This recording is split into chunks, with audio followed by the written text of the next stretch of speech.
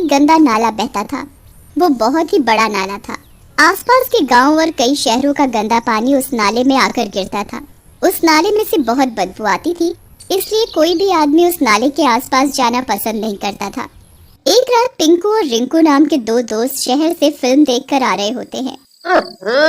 कितनी बदबू आवत है इसमें, बहुत ही गंदा है ये तो।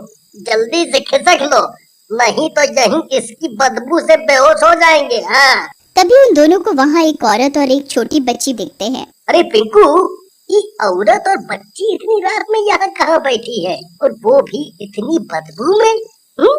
चल के देखना पड़ेगा। सही कहा तो भैया, बात कुछ टेढ़ी लगत है और दोनों देखो डरावनी भी लागत है। चलो चल करके देखें। ऐसा कहकर वो दोनों तेजी से वहाँ से जाने लगते हैं, लेकिन तभी वहाँ तेज हवाएं चलने लगती हैं और वो दोनों उस हवा में नाले की तरफ खींचे चले जाते हैं। अरे अरे अरे, मर गया रे! रिंकू भैया बचाओ! क्या हो रहा है? मैं तो नाले की तरफ खींचा जा रहा हूँ। बचाओ बचाओ! अरे भैया, हम का घंटा बचाए तुमको, हम खुद ही खींचे जा रहे हैं। तभी दोनों उड़ने लगते हैं और नाले में गिरकर बेहोश हो जाते हैं। अगले दिन वो नाले के किनारे गंदे पड़े होते हैं और उनमें से बहुत बदबू आ रही होती है। वो गांव जाते हैं, गांव वाले उन्हें घेर लेते हैं। क्या हो मेरे गांव के अमिताभ बच्चन, कल नाले में नहाने गए थे क्या?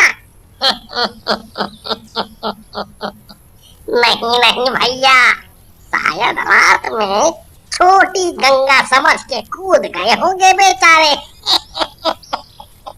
गांव वालों की बात सुनकर रिंकू और पिंकू को बहुत गुस्सा आता है और वो गांव वालों से बोलते हैं, ज्यादा दांत तो दिखाओ मत, नहीं तो अभी यहीं तुम्हारे सर से गंगा जल निकाल देंगे। हाँ। रिंकू और पिंकू को गुस्से में देखकर गांव वाले वहां से चले जाते हैं। फिर कुछ दिनों बाद वहां पर एक गांव वाला आता है। उसके हाथ में कूड़े की एक बोरी होती है जिसमें बहुत सा कूड़ा पड़ा होता है।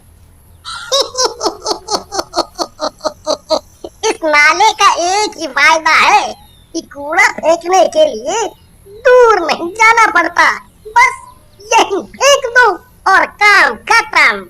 ऐसा कहकर जैसे ही वो गांव वाला कूड़ा फेंक कर घूमता है, उसके सामने एक चुड़ैल खड़ी होती है। अभी कहाँ काम खत्म मेरे लल्लू लाल, अभी तो काम शुरू होता है। ऐसा कहकर चुड़ैल उस गांव वाले की गर्दन उखाड़कर नाले में चली जाती है। अगली सुबह लोगों को उस आदमी की बिना सर की लाश मिलती है। अरे बाप रे, ये कौन है भाई? इसका सर कहाँ गया? कौन मारा इसको इस तरह?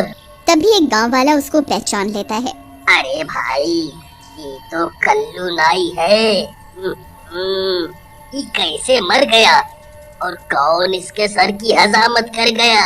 इसके बाद गांव वाले कल्लू नाई की लाश का अंतिम संस्कार कर देते हैं, लेकिन उसके बाद उस नाले से आए दिन लाशें मिलने लगती हैं, जिससे गांव वाले बहुत घबरा जाते हैं और गांव के सरपंच के पास जाते हैं।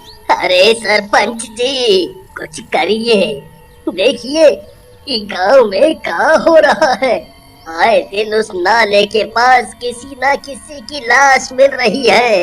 ऐसा लागत है जैसे कोई खूनी नाला है। भाइयों, आपकी चिंता ठीक है, लेकिन बिना जाने हम भी क्या कर सकते हैं। अब हमें क्या पता वहाँ कौन और कैसे मर रहा है। तभी वहाँ रिंकू और पिंकू आते हैं। हम तो उस दिन भी कहे रहे कि वहाँ कुछ गड़बड़ है, लेकिन तुम लोग हमारी बात नहीं माने, और देखो गाँव में क्या हो रहा है। सही कह रहे हो रिंकू बेटा, लेकिन बिना जाने हम भी क्या कर सकते हैं।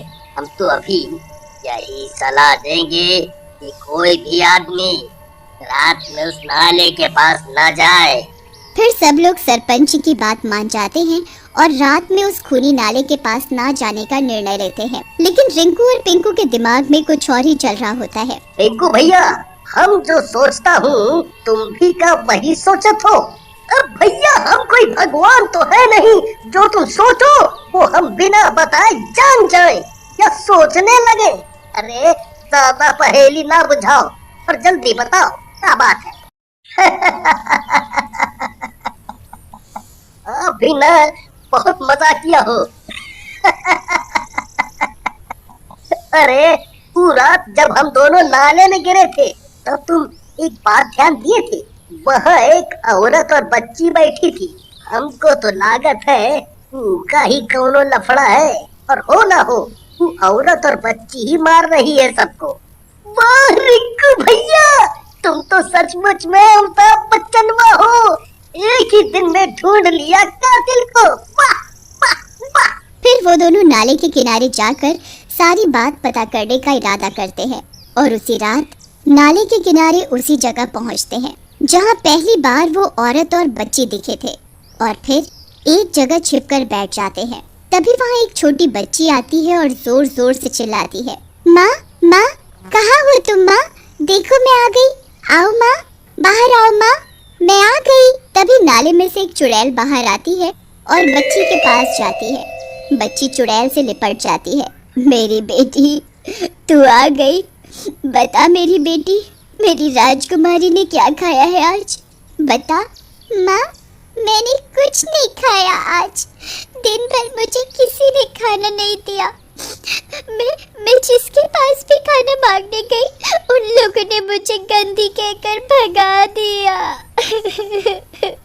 तू चिंता न कर मेरी बेटी, तेरी माँ जिंदा है, तुझे कोई खाने को दे या ना दे तेरी माँ तुझे अच्छा खाना देगी। ऐसा कहकर चुड़ैल अपने पास से सूखी और कई दिनों की बासी रोटियां उस बच्ची को खाने के लिए देती है।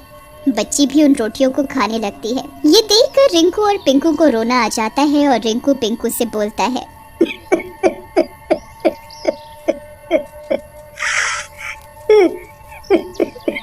पिंकू भैया, वो बच्ची जो खा रही है उससे तो वो बीमार हो जाएगी।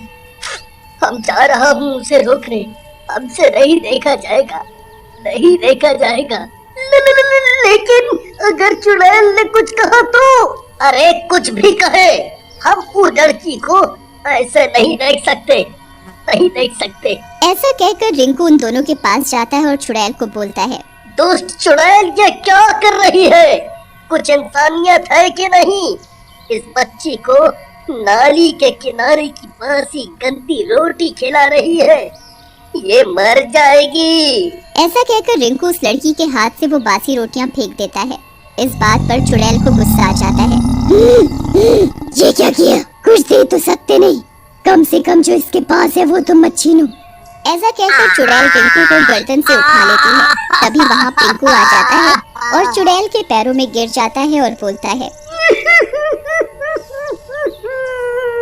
चुड़ैल जी, माफ कर दो रिंकू भैया को, इनका इरादा आपके काम में बाधा पहुंचाने का नहीं था। ये तो केवल ये चाह रहे थे कि इस बच्ची को अच्छा खाना मिल सके, नहीं तो ये बीमार हो जाएगी और मर भी सकती है। पिंकू की इस बात पर चुड़ैल रिंकू को छोड़ देती है और बोलती है, तू खिलाएगा मेरी बेटी को अच्छा खाना? हाँ क्यों नहीं, वो भी मेरी बेटी जैसी है। उसके बाद रिंकू पिंकू को खाना लाने के लिए बोलता है। पिंकू खाना लाने के लिए चला जाता है। रिंकू चुड़ैल से पूछता है, चुड़ैल जी, आप चुड़ैल कैसे बन गईं? और ये बच्ची कौन है? ये मेरी बेटी पिंकी है। मैं और मेरे पति मरने से पहले इस नाले में साफ सफाई किया करते थे। एक दिन मेरे पति की तबीयत खराब थी और वो काम पर नहीं जा सकते थे। तब ठेकेदार ने उन्हें जबरदस्ती नाले की सफाई के लिए भेजा, जिसकी वजह से उनकी मौत हो गई। और अपने पति को बचाने के चक्कर में मेरी भी मौत इसी नाले में डूबने से हो गई। तब से मेरी ये बेटी अकेली है। और वो दुष्ट ठेकेदार चुड़ैल जी, उसका क्या हुआ? उस दुष्ट को तो मैंने उसके अंजाम तक पहुंचा दिया, लेकिन मेरी ये बेटी तब से अकेली है और ऐसे ही पूरे दिन खाने की तलाश में भटकती रहती है। तब तक पिंकू बच्ची के लिए खाना ले आता है। बच्ची खाना देखकर खाने पर टूट पड़ती है और खाने लगती है। माँ, ये खाना तो बहुत अच्छा है माँ, मजा आ गया। खा ले बेटी, पेट भर कर खा ले। चुड़ैल जी, आप चिंता ना करें, ये हमारे साथ ही रहेगी। आप निर्दोष लोगों को मत मारिए। अगर तुम लोग मेरी बेटी को पालोगे तो मैं किसी को नहीं मारूंगी। ऐसा कहकर चुड़ैल वहाँ से गायब हो जाती है। गांव वाले भी पिंकी को अपना लेते हैं।